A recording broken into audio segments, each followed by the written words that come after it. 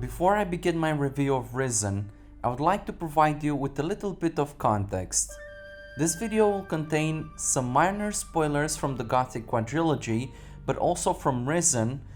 As such, my review is aimed at people who have either played the Gothic games or those who have played Risen and are looking for something similar.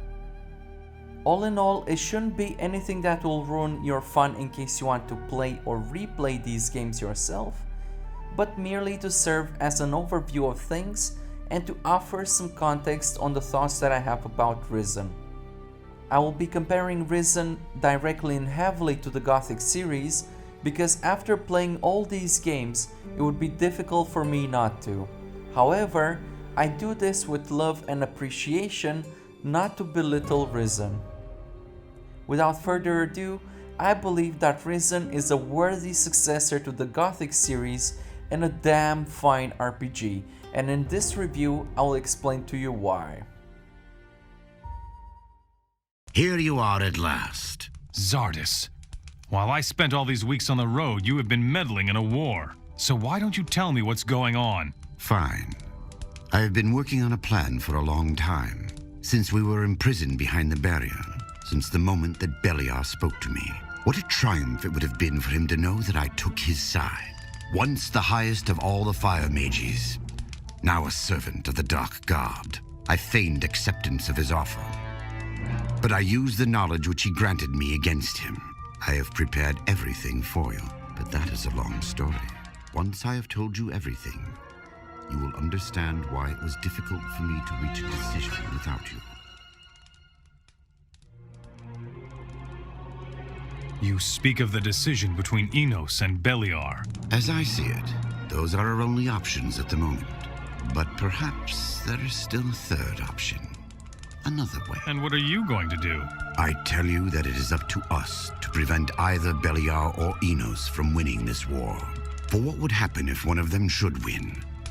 1,000 years of rule under the will of one god. Ultimately, there would be war again.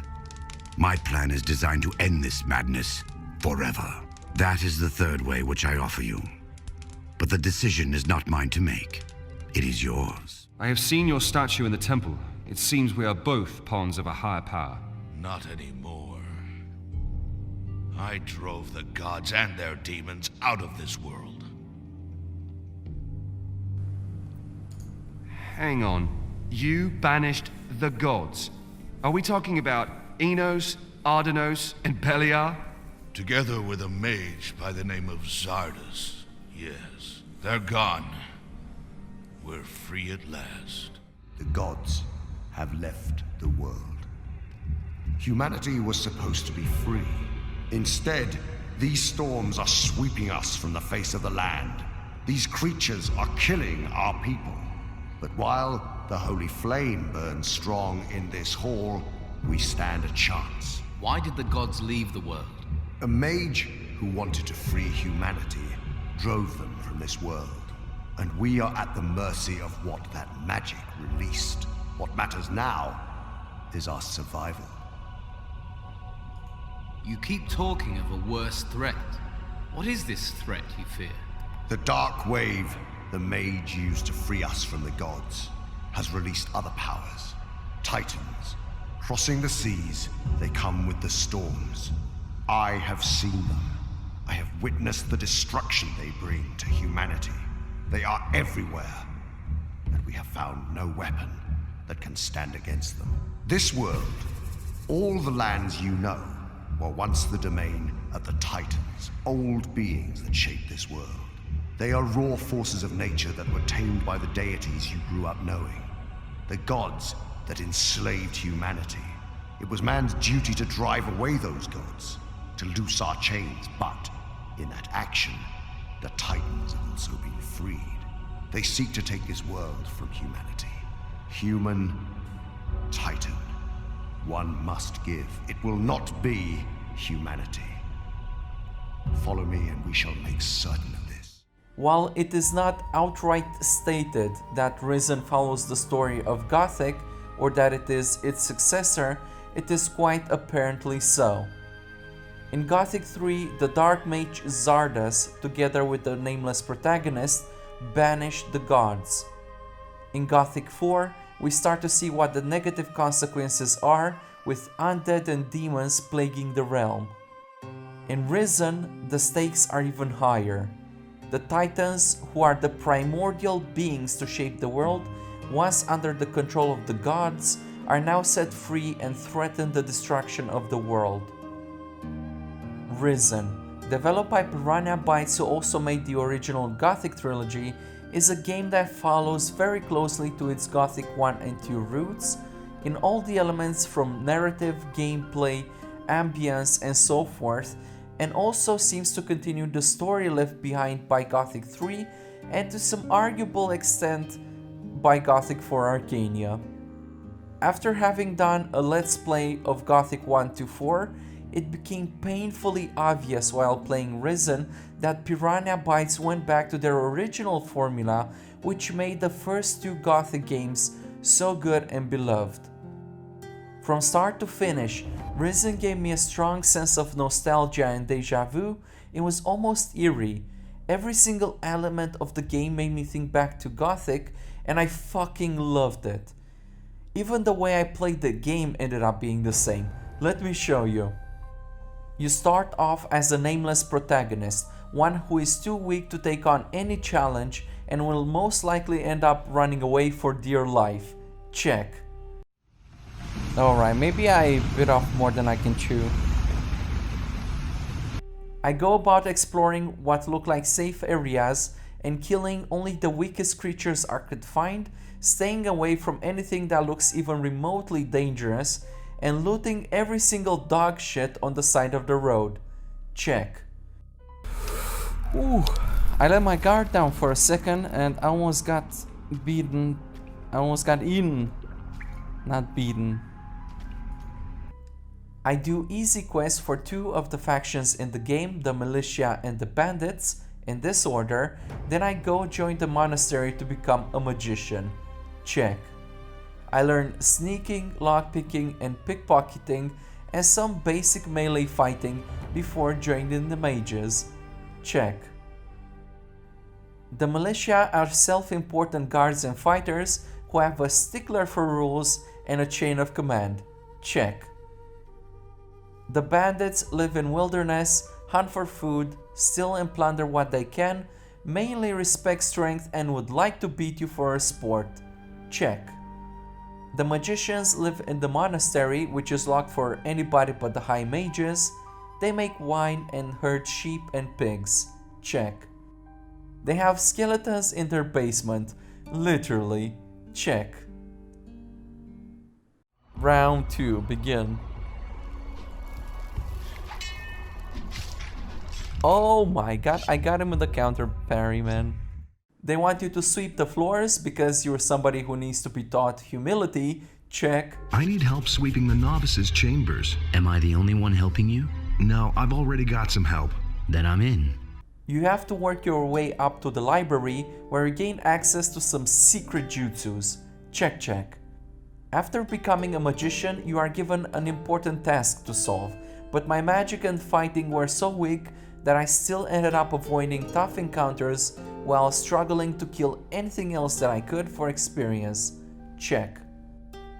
And then the plot thickens. You learn who the root of all evil is and you become strong enough to be able to handle most encounters, but only if you didn't mess up your build by spreading your learning points too much like you weren't supposed to. By this point in the game, my gold problem is also solved because of all that mountain of dog shits I've been picking up on the side of the road. Well, one man's dog shit is another man's valuable treasure. Check. At this point, you learn more about the root of all evil and you realize that you don't have good enough armor or weapon to face them. So you go looking for your big boy pantyhose to strap on. You reseal anyone?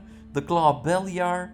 Well, it didn't feel as epic this time, maybe because it didn't take a mountain of ore or a dark god to power it up, but it's the same idea. Check.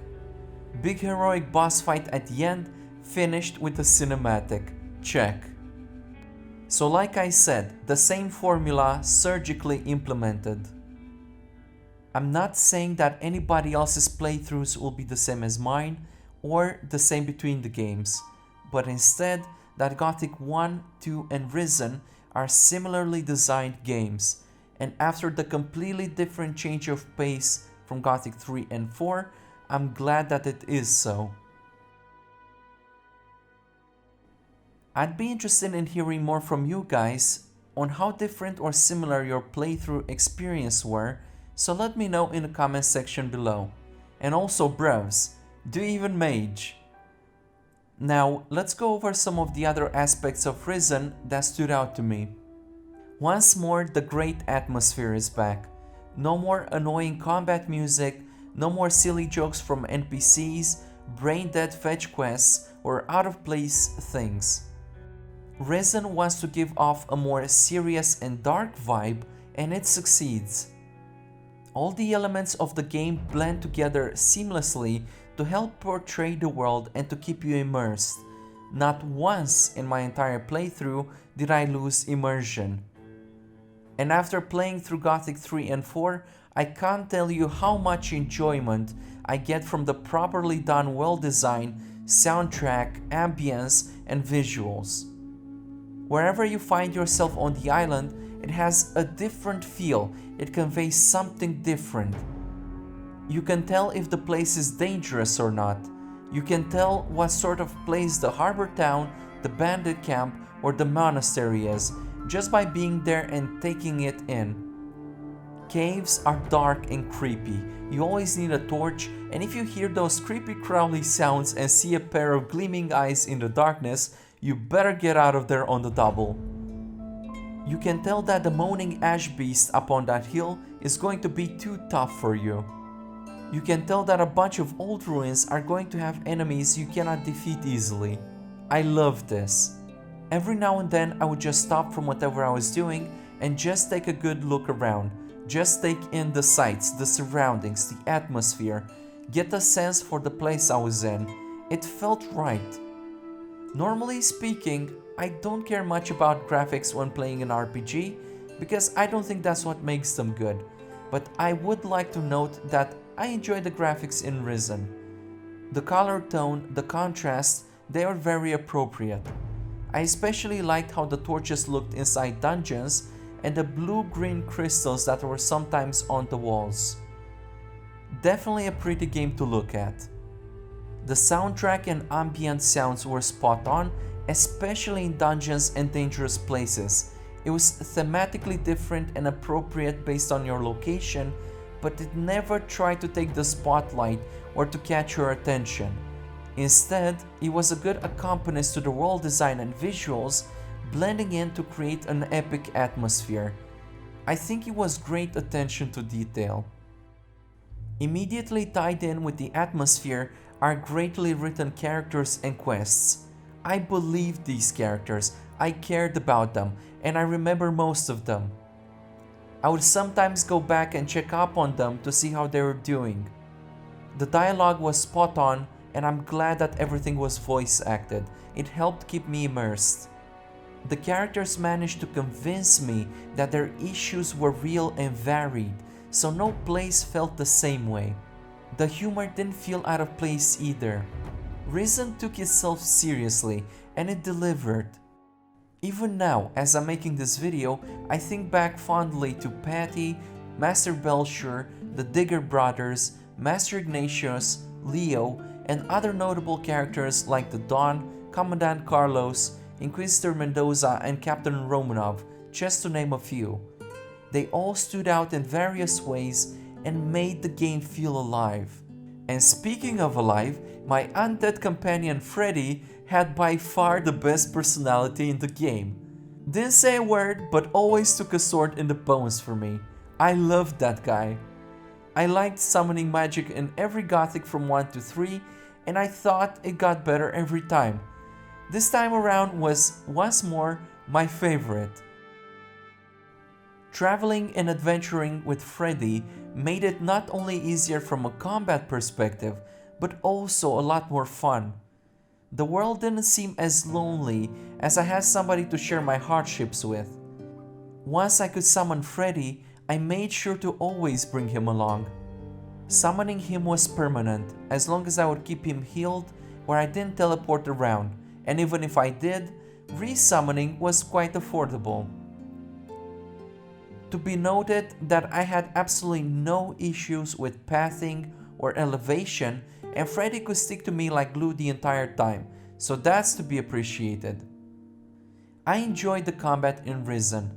It wasn't perfect or Dark Souls level, but it was serviceable and it got the job done. The melee combat was easy to learn and to execute, and the more you would invest into it, the more diverse your attacks would be. If you time your attacks properly, you could easily dispatch enemies or not get yourself hurt. I did have some issues with it, however. Sometimes the moves would lag a little bit, which would end up leaving me exposed. And the double tap A or D keys to dodge wasn't that great either. More often than not, I got myself killed by mistakenly dodging at the wrong time, and one time I even dodged off a cliff. It was silly. Eventually I got the hang of it, but I wish there was an option to turn that off or to switch it to a different key combination. However, my favorite part about melee combat was that you could equip any melee weapon that you had the strength for, and it would perform well enough without investing any additional skill points into that type of weapon specifically.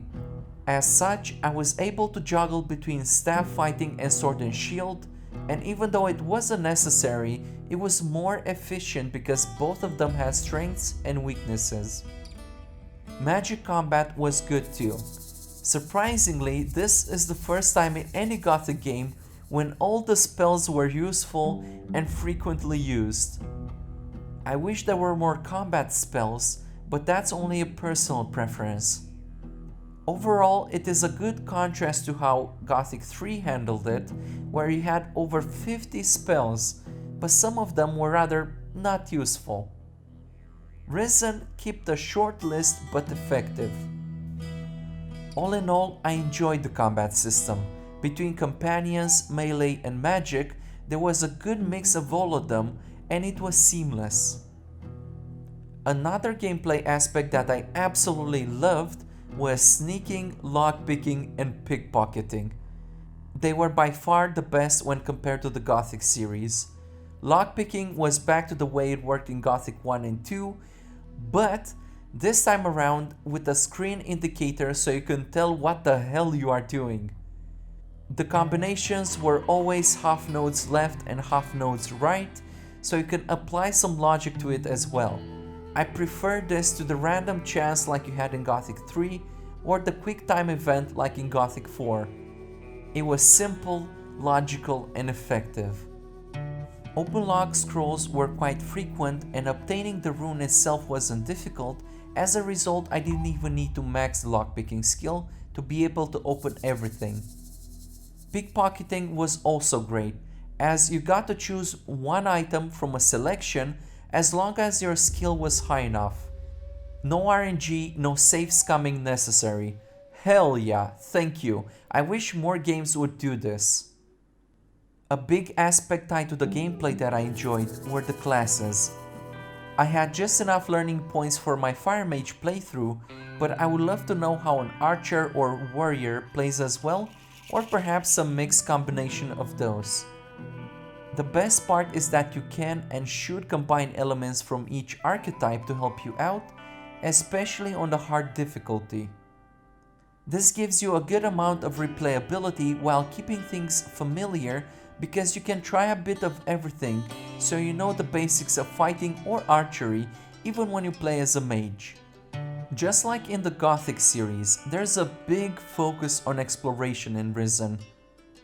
Not only that you come across rare items and plants which are used in permanent potion brewing, but also I found some unique swords which could be reforged with the appropriate smithing skill.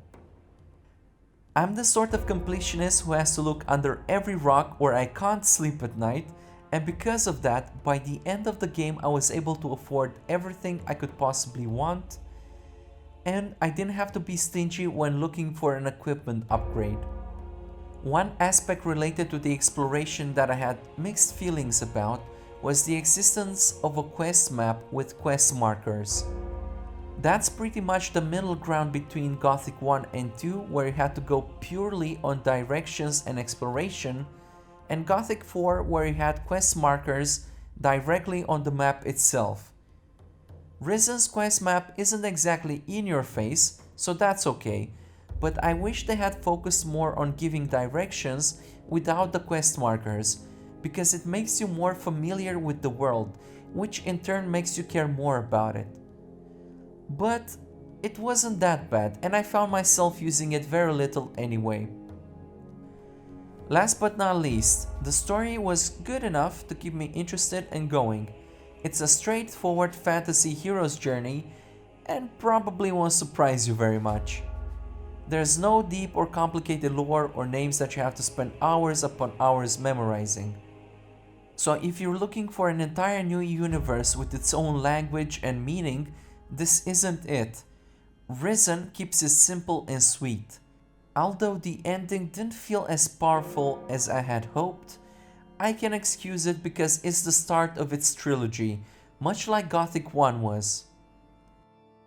To wrap it all up, because of how the story seems to be a continuation of the events from the Gothic series, and Pyranha Bytes applied the same formula to the letter from Gothic 1 and 2, I can't help but see Risen as a successor, one that I enjoy playing very much and that I look forward to replaying many more times in the future. Let me know in the comments section below what you guys thought about Risen and how you see it compared to the Gothic series. Do you guys replay it or just stick to Gothic 1 and 2? This was my review of Risen. Thank you very much for watching, and may Adonos be with you, stranger.